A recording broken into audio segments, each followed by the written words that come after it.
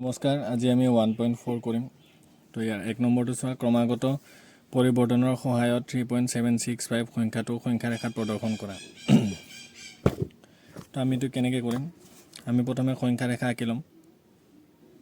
সংখ্যা ৰেখাৰ মাজত আমাৰ 0 থাকে সো এফালে আমাৰ থাকে ঋণাত্মক সংখ্যাবোৰ -1 -2 -3 -4 -5 এনেকৈ গৈ থাকিব আৰু এফালে থাকে আমাৰ ধনাত্মক সংখ্যাবোৰ 1 2 3 4 5 6 এইবোৰ এনে 1 সেন্টিমিটাৰ কে থাকে তো আমাক কি ওলাব দিছে 3.765 তো আমি চাম সংখ্যা ৰেখা 3 ক'ত আছে সংখ্যা ৰেখা 3 আছে এইখিনি তো এতিয়া আমি এই 3 আৰু এই 4 মাজৰখিনি যদি আমি জুম কৰোঁ এটা যদি আমি 3 আৰু 4 টো জুম কৰোঁ আমি কি পাম ইয়াতে হ'ব আমাৰ 3.1 3.2 3.3 3.4 3.5 3.6 3.7 3.8 আৰু 3.9 আমি প্ৰথমতে 3 বিচাৰিছিলোঁ এতিয়া আমি কি বিচাৰিব লাগে ইয়াতে কি আছে 3.765 গতিকে আমাক লাগে 3.7 এটা চাম আমি 3.7 ক'ত আছে 3.7 আমাৰ এইটো এতিয়া আকৌ আমি এগেইন 3.7 আৰু 3.8 টো আমি জুম কৰিম এতিয়া আমি 3.7 আৰু 3.8 টো যদি জুম কৰো কি পাম ইয়াতে আমি 3.71 3.72 3.73 3.74 3.75 3.76 3.77 so 3.7 আৰু 3.8 জুম কৰিলে আমি পাওঁ 3.71 3.72 3.73 3.74 3.75 এনেকৈ 3.79 3.8 প্ৰশ্নটো দিছিল আমাৰ 3.765 তো আমি 3.7 বিচাৰিলোঁ এতিয়া আমাক লাগে 3.76 ক'ত আছে আমাৰ এইটো আমাৰ 3.76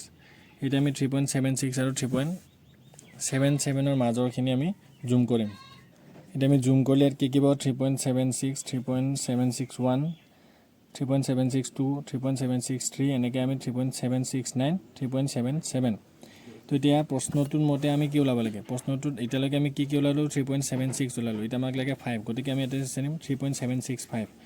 আমাৰ 3.765 ক'ত আছে এইটো হ'ল আমাৰ 3.765 গতিকে এইটো হ'ল আমাৰ উলিয়াবলগীয়া সংখ্যাটো এতিয়া 2 নম্বৰটো চা 2 নম্বৰটোত কি আছে আমাৰ 4.26 আৰু ওপৰত এটা বাৰ আছে এই বাৰটো মানে কি যিটো সংখ্যাৰ পৰা বাৰ থাকিব সেইটো সংখ্যাটো বাৰে বাৰে ৰিপিট হৈ থাকিব এইটো মানে 4.26666 এনেকৈ ওলাই থাকিব তো এটা কি কৈছে 4.26 সংখ্যাটো চতুৰ্থ দশমিক স্থানলৈ সংখ্যা ৰেখাত প্ৰদৰ্শন কৰা আগৰটোৰ নিচিনাই কৰিব লাগে আগৰটোত দিছিল আমাৰ 3.765 এবাৰ আকৌ এইটো কৰিব দিছে আমাক কৈছে যে চতুৰ্থ দশমিক স্থানলৈ আমি আগে লিখি ল'ম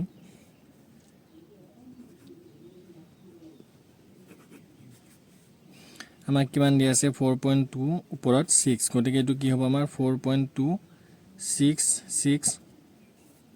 এনেকৈতো 666 ওলাই যাব কিন্তু আমাক চতুৰ্থ দশমিক স্থানলৈ কৈছে সেইকাৰণে আমি এইখিনিতে ৰাখি থৈ দিছোঁ তো এতিয়া আমি ইয়াক আগৰটোৰ নিচিনাই সংখ্যা ৰেখাত প্ৰদৰ্শন কৰিব লাগিব আমি আগে সংখ্যা ৰেখাটো লিখি লৈছোঁ সংখ্যা ৰেখাৰ মাজত 0 থাকে আৰু লেফট সাইডে ঋণাত্মক সংখ্যাবোৰ আৰু ৰাইট সাইডে ধনাত্মক সংখ্যাবোৰ তো এতিয়া আমাক কি লাগে 4.26 তো আমি আগে 4 বিচাৰিম 4 ক'ত আছে তো আমাৰ 4 টো আছে ইয়াতে তো এতিয়া আমি কি কৰিম এই 4 আৰু 5 ৰ মাজৰখিনি আমি জুম কৰিম আগৰটোৰ নিচিনা তো 4 আৰু 5 ৰ মাজৰ যদি আমি জুম কৰোঁ তেতিয়া কি পাম আমি 4.1 4.2 4.3 4.4 4.5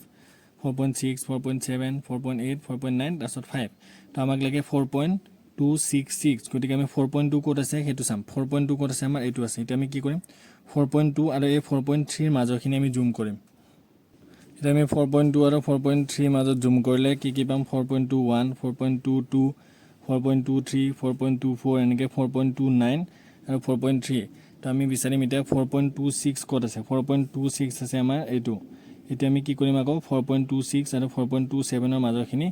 জুম কৰিম জুম কৰিলে কি পাম আমি 4.26 4.261 4.262 4.263 এনেকৈ 4.269 4.27 এতিয়া আমি ইয়াতে আকৌ বিচাৰিম 4.266 ক'ত আছে 4.266 আছে আমাৰ এইটো তো এতিয়া আমি কি কৰিম আকৌ 4.266 আৰু 4.267 ৰ মাজৰখিনি আমি জুম কৰিম এতিয়া আমি 4.2 4.26 আৰু 4.267 ৰ মাজৰখিনি জুম কৰিলে আমি এনেকৈ পাওঁ 4.2661 4.2662 4.2663 4.2664 4.2665 4.2666 4.2667 এনেকৈ 4.2669 আৰু 4.267 আমাক কি লাগে এতিয়া 4.2666 তো 4. এইটো ইয়াতে আৰু এটা 6 হ'ব লাগে 4.2666 ক'ত আছে আমাৰ এইটো 4.2666 এইটো গতিকে এইটোৱে হ'ব আমাৰ ওলাবলগীয়া সংখ্যাটো আমাক কিমান কৈছিল দশমিকৰ পিছৰ চতুৰ্থ দশমিক স্থানলৈ গতিকে চতুৰ্থ দশমিক স্থান 4.2666 1 2 3 4 গতিকে এইটোৱে হ'ব আমাৰ ওলাবলগীয়া সংখ্যা